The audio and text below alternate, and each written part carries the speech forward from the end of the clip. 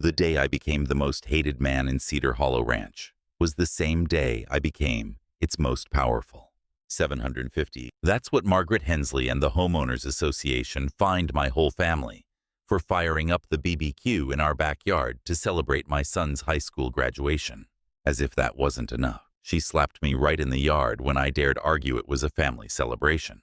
What they didn't know was I had 5 million reasons to fight back and enough Texas grit to smoke out the entire neighborhood with my BBQ.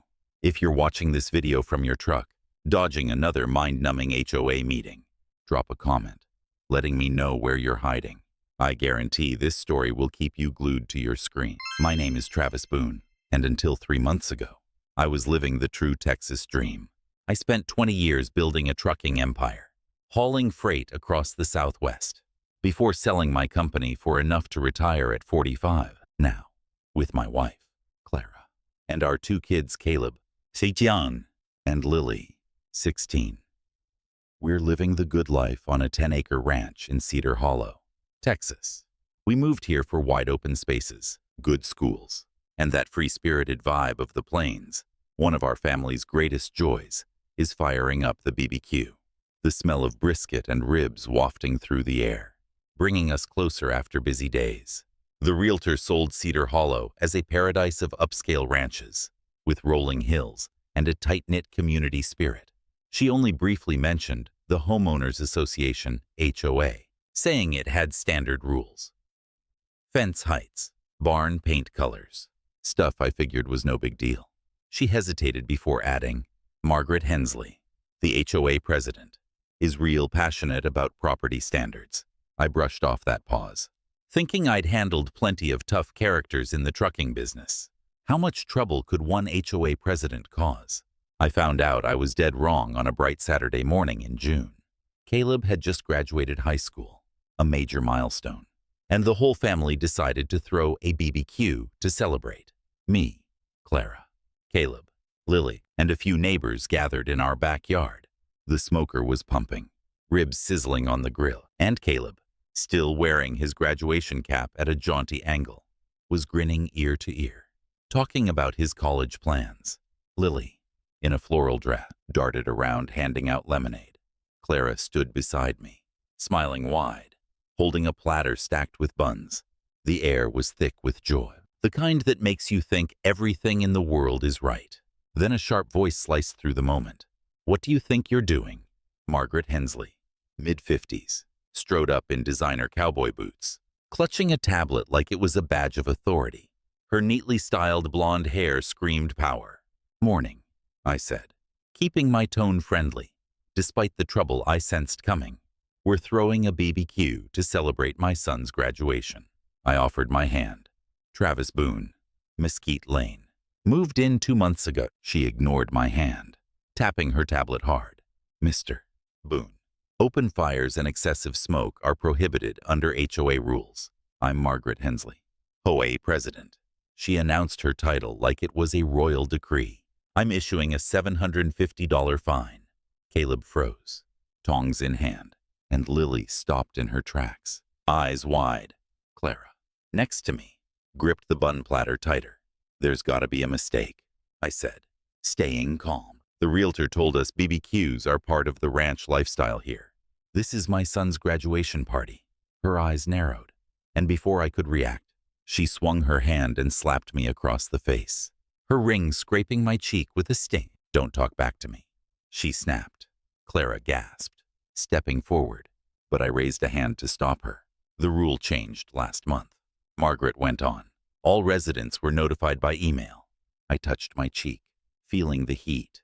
We didn't get any email, I said, keeping my voice steady. Check your spam folder, she shot back, her tone absolute. I'm not responsible for residents who don't read official communications. I asked why BBQs were banned. She glanced at our old smoker, her lip curling in disgust. Health and environmental concerns. The smoke bothers residents trying to enjoy the view from their porches. She looked at the smoker like it was trash. Not everyone wants to smell burnt meat while sipping their morning coffee.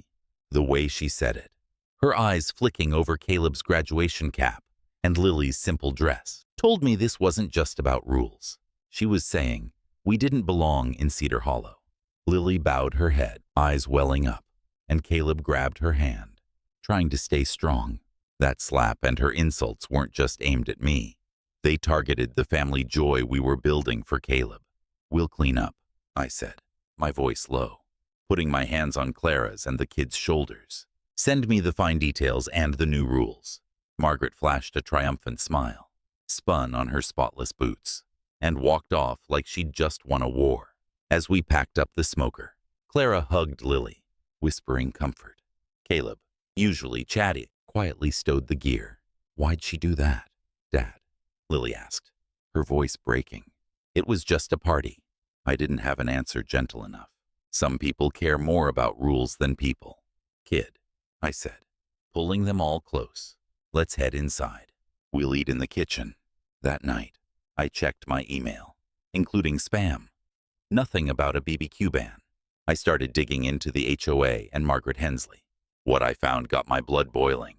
Margaret had been HOA president for 10 years, while running a land brokerage specializing in high-end ranches. On social media, she bragged about lavish BBQs at her own ranch, clearly unbothered by any smoke issues. More importantly, I found a clause in the HOA documents. The community pasture, used for events, was leased from Lone Star Land Company, not owned by the HOA. That lease was set to expire in 2 months. The next morning, while fixing a fence, I ran into Hank Larson, a retired rancher neighbor. When I told him about the fine and the slap, he grimaced. Margaret's been fleecing folks with fines for years, he said, his voice low. If you want to know more, come by for coffee. I've got some stories about her. His eyes gleamed with resolve. And I knew I'd found an ally. A fire was kindling inside me, not from the smoker, but from the determination to take on Margaret Hensley. Cedar Hollow might be our new home, but I wasn't about to let her turn it into a battlefield. After Margaret Hensley's slap and the $750 fine for our BBQ celebrating Caleb's graduation, I knew I couldn't let this slide. Cedar Hollow was my family's new home, and I wasn't about to let a tyrannical HOA president like Margaret turn it into hell. Hank Larson, the retired neighbor, opened the first door to understanding my enemy. The next morning, I stepped into his cozy wooden house, the rich smell of freshly brewed coffee greeting me at the door. Hank, with his silver hair and sharp eyes of a seasoned man, poured coffee into 2 big mugs. Margaret's been running Cedar Hollow like a feudal lord for 10 years, he said, his voice low with resentment. She fines people for petty things. Grass half an inch too tall, chicken coops painted the wrong shade. Most folks just grit their teeth, pay up, and stay quiet. He took a sip, eyeing me.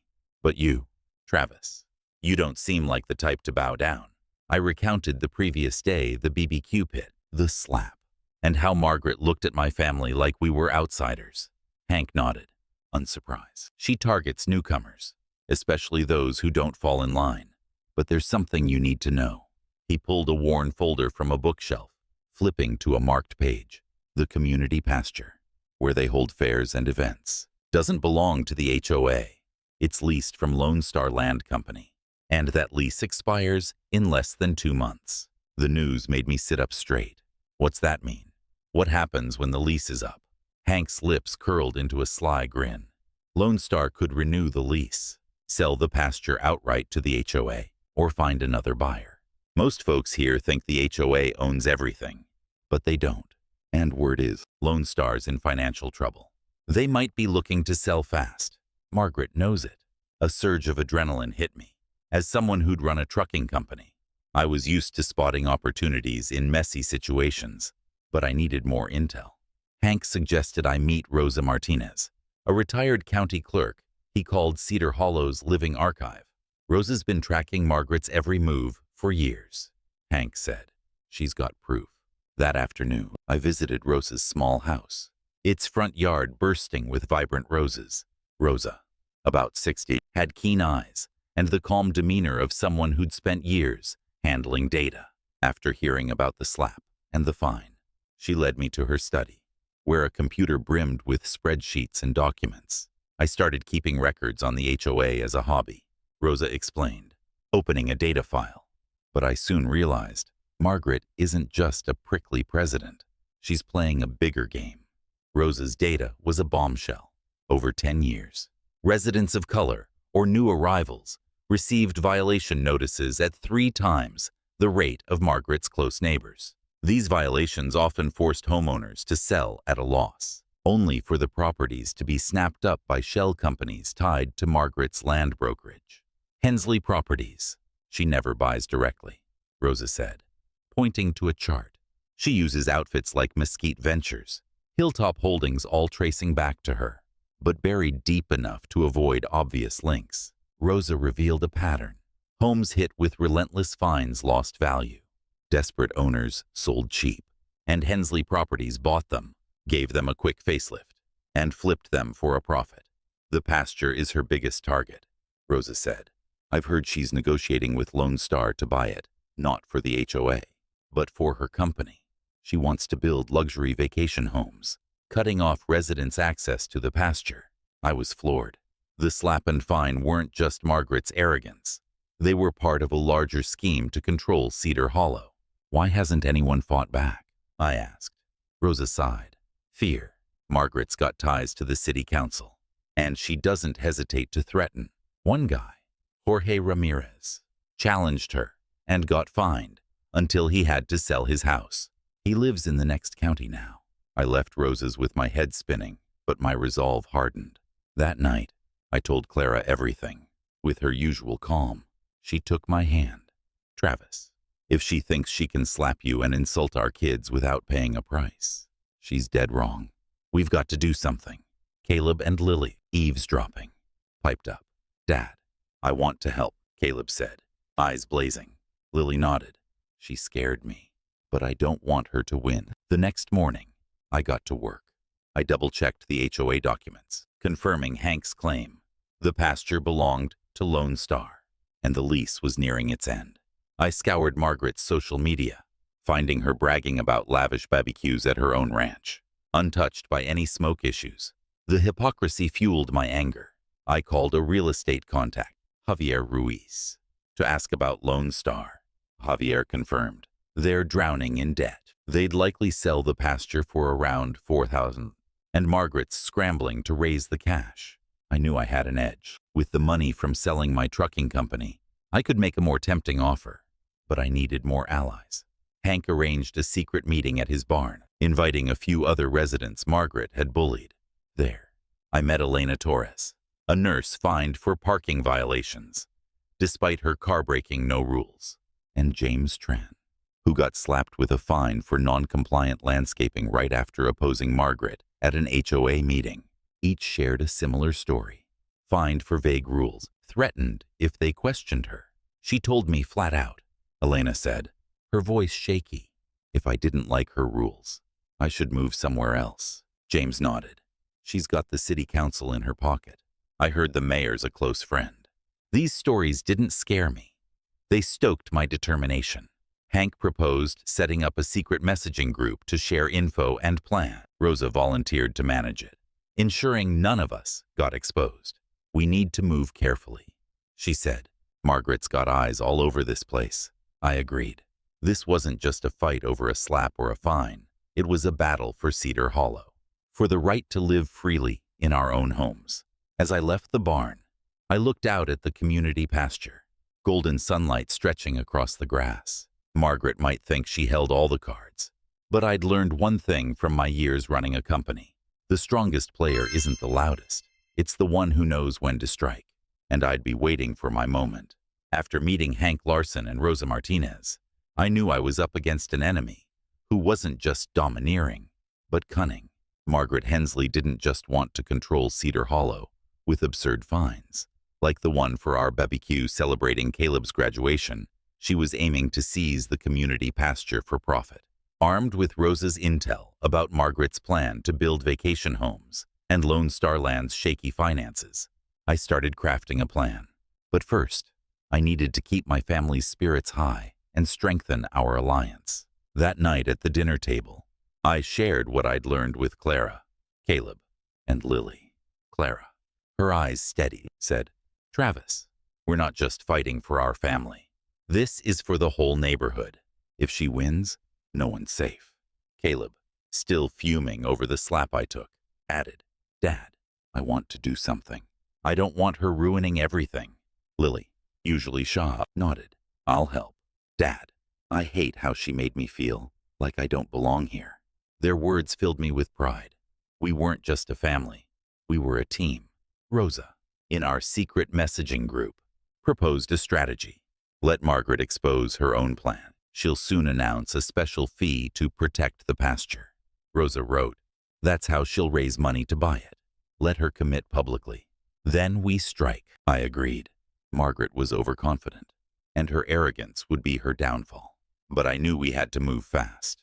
Javier Ruiz, my real estate contact, texted confirmation that Margaret was trying to borrow $4,000 to buy the pasture. But banks weren't thrilled with her company's existing debt. I decided to reach out to Lone Star Land directly. Through Javier, I arranged a meeting with Ellie Dawson, the company's VP, at a small diner outside town to avoid Margaret's spies. Ellie, a no-nonsense woman with her hair tied back, got straight to the point. "Margaret's offering $4,000. Paid over 2 years," she said, "but we need cash now." "What have you got?" I smiled. Drawing on years of negotiating trucking contracts. $45,000. All cash. Closed in 5 days. Ellie blinked, then nodded. "Get the paperwork ready. If you deliver, the pasture's yours." I immediately set up a shell company, Boone Ventures LLC, to buy the pasture anonymously. This had to stay under wraps if Margaret caught wind. She'd try to sabotage it. Meanwhile, she ramped up her attacks. Just days after my meeting with Ellie, I got a new fine notice. $200 for excessive dust from our driveway. Caleb was hit with a $50 fine for leaving his bike out over 10 minutes. Clara received a warning letter for a non-compliant fence color, even though we hadn't repainted since buying the place. Others in our secret group reported similar harassment. Elena was fined for a misplaced trash can. James for overly bright outdoor lights. These fines weren't just nuisances. They were a tactic to wear us down, to make us give up. Clara, though angry, stayed calm. "She's trying to scare us. Travis, don't let her win." But when Lily came home, eyes red from kids at school calling her a troublemaker. Rumors spread by one of Margaret's allies. I nearly lost it. I wanted to confront Margaret right then, but Rosa messaged the group. "Hold on. Travis, she's about to shoot herself in the foot. We need to stay covert." Rosa was right. A week later, Margaret announced an emergency HOA meeting to discuss a pasture preservation plan. Me, Hank, Rosa, and our secret group decided to attend, playing the part of compliant residents. The small meeting hall was packed, the air tense. Margaret, in an expensive blazer, stood at a podium with a slick PowerPoint. "Our pasture needs protecting," she declared, her voice dripping with drama. "I propose a special assessment, $75 a month per household, to improve and maintain this land. It'll boost everyone's property values." She hammered on property values like it was all that mattered, conveniently leaving out her vacation home scheme. She even took a veiled shot at new residents who disrespect our traditions, clearly targeting me. A few people nodded along, but I noticed plenty of skeptical glances. Margaret had overplayed her hand, and her arrogance was creating cracks. I texted Rosa. She just put herself in the crosshairs. "Are we ready?" Rosa replied, "Almost. One more step." While waiting, I finalized the deal with Lone Star. The papers were signed, and the pasture officially belonged to Boone Ventures LLC. I hired a security team to prepare for the next move and consulted a lawyer to ensure everything was airtight. Hank, Rosa, Elena, and James agreed to keep the plan quiet, but the group buzzed with excitement. "She won't know what hit her," James said, the first time I'd seen him smile. But Margaret didn't let up. One morning, I found a notice taped to our gate, a $300 fine for a misplaced BBQ pit. Clara, reading it, let out a bitter laugh. "She really thinks we'll quit, doesn't she?" I took her hand. "She's about to find out how wrong she is." Caleb, overhearing, piped up, "Dad, When do we hit back? I winked. Soon, son. Real soon. Every fine. Every threat from Margaret only fueled my resolve. I thought back to my days running the trucking company, when competitors tried to undercut me with lowball prices or dirty tricks. I always won by staying patient and striking at the right moment. This was no different. The pasture was the key, and I held it in my hands. Margaret might think she was running Cedar Hollow, but I was ready to flip the game. As I left the house to prepare for the next step, I looked out at the pasture, where the sunset painted the grass gold. It wasn't just a piece of land. It was a symbol of the freedom my family and the other residents deserved. Margaret Hensley had picked the wrong fight, and I'd make sure she learned that in a way she'd never forget. With the community pasture now owned by Boone Ventures, LLC, I felt like I was holding the ace in my showdown with Margaret Hensley. The slap she gave me over the BBQ celebrating Caleb's graduation and the relentless fines weren't just insults. They were proof of her ambition to dominate Cedar Hollow.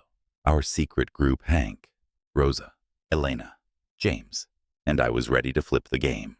Margaret thought she had everything under control, but she was in for a massive shock. The HOA meeting about Margaret's pasture preservation plan was the perfect moment. She'd publicly proposed a $70 monthly fee per household, hiding her intent to buy the pasture for vacation homes. Her arrogance, hinting at new residents like me, had sparked suspicion among the crowd. Rosa texted our group, "This is it, Travis. Make your move." I took a deep breath, feeling like a racer about to burst from the starting line. I reached out to an old friend, the local deputy sheriff, to ensure a law enforcement presence at the meeting. I also prepared the pasture's ownership documents, thoroughly vetted by a lawyer. Hank and Rosa agreed to back me up, while Elena and James would stir the crowd with tough questions if needed. Clara, Caleb, and Lily stayed home, but they sent a message. "Dad, shut her down." I grinned, drawing strength from my family. The meeting day arrived, and the small hall was packed with residents. Margaret, in a sharp navy blazer, stood at the podium, confident as a queen. Her PowerPoint recycled cliches about property values and community spirit. She stressed the special fee was vital to save the pasture, omitting her true plans. A few clapped, but I caught exchanged glances among residents. They weren't fully sold. When Margaret opened the floor for questions, I stood, heart pounding but voice steady. "Miss Hensley, I've got a question." She squinted, clearly not expecting me to speak. "The pasture belongs to the HOA, right? So why are we paying to protect what's already ours?" The hall buzzed. Margaret forced a smile. "Mr. Boone, the pasture is a community asset, but it needs investment to maintain. That's what this fee is for." I stepped forward, pulling the ownership papers from my briefcase and holding them up for all to see. "Funny thing is," I checked, "and the pasture doesn't belong to the HOA. It's leased from Lone Star Land, and that lease has expired." The room went dead silent. Margaret froze, her face paling. "What's more," I continued, "I'm the new owner of the pasture, through Boone Ventures, LLC. You're all using my land without permission. I'm asking everyone to clear out in 15 minutes. I signaled the deputy sheriff, who stepped in, uniform crisp. The hall erupted in whispers. Margaret stammered, "This is outrageous. You have no right." I handed the papers to a nearby resident to verify, then turned back to her.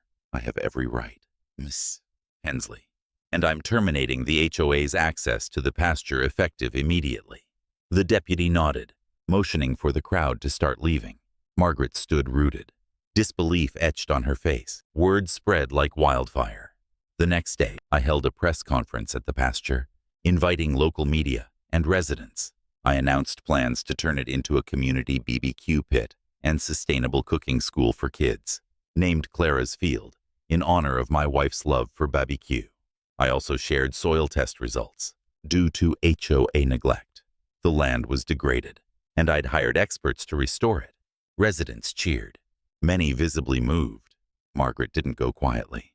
She sued, claiming community rights to the pasture, but her case collapsed when the judge reviewed my ownership papers. Meanwhile, Rosa presented her data at another HOA meeting.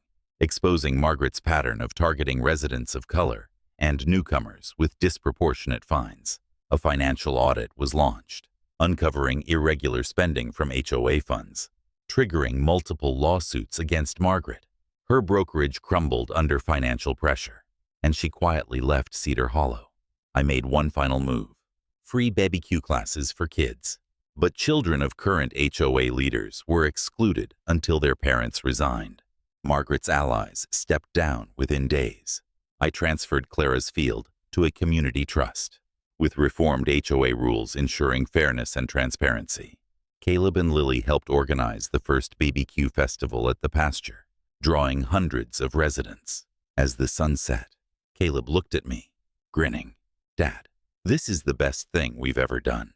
A year later, Cedar Hollow is more united than ever. The HOA runs transparently. With Rosa as the new president, I established a Clara scholarship for high schoolers, supporting their college dreams. Residents once afraid of Margaret are now friends, sharing coffee and stories at Clara's field. Every time I fire up the BBQ pit, the smoke reminds me we fought and won, not just for my family, but for all of Cedar Hollow. Standing by the pasture at sunset, I thought of Margaret. She underestimated me, thinking a slap and a few fines could break me. But I learned from my years in trucking. The strongest player seizes opportunity and never backs down. Cedar Hollow is our home now, and no one can take that away. Thank you so much for taking the time to watch Travis Boone family's story and our battle with Margaret Hensley at Cedar Hollow. Your support means the world and keeps us motivated to share this journey.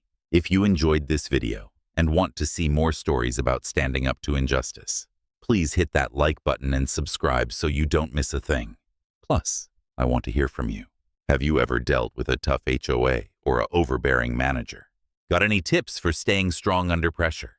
Drop a comment below. Even if you're just watching from your truck to dodge a boring meeting, every comment helps spread our story further. Thanks again, and I'll see y'all in the next video.